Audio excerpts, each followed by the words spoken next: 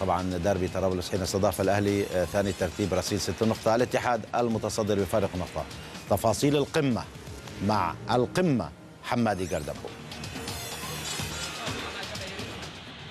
للموسم الخامس على التوالي يؤكد الاتحاد أنه الأقوى في الدوري الليبي، وللموسم الرابع على التوالي الاتحاد يتصدر وأهلي طرابلس يلعب دور الوصيف.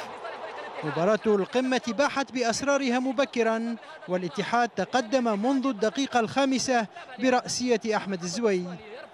الاتحاد أسعد جماهيره، وأهلي طرابلس احتاج وقتا ليستفيق من مفاجأة الهدف المبكر.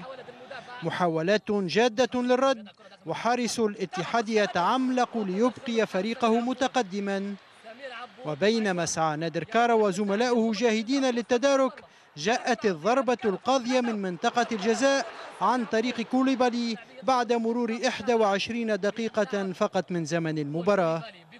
مباراة مفتوحة، والفريقان يستعرضان قوتهما ويمتعان الجماهير، لكن التميز كان من نصيب حارس الاتحاد سمير عبود.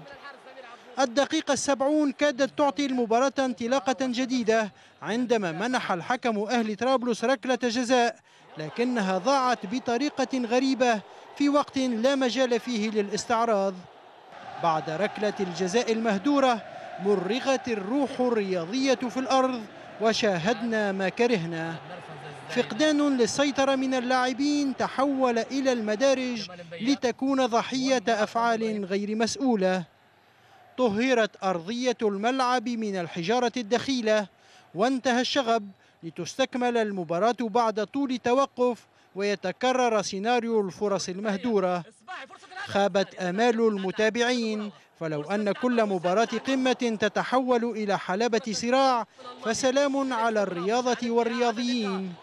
رجاء افقهوها جيدا، حب الفريق والدفاع عن ألوانه لا يعني ضرب الخصم فائزا أو مهزوما، فالرياضة أخلاق أو لا تكون. حمادي قردبو، صدى الملاعب.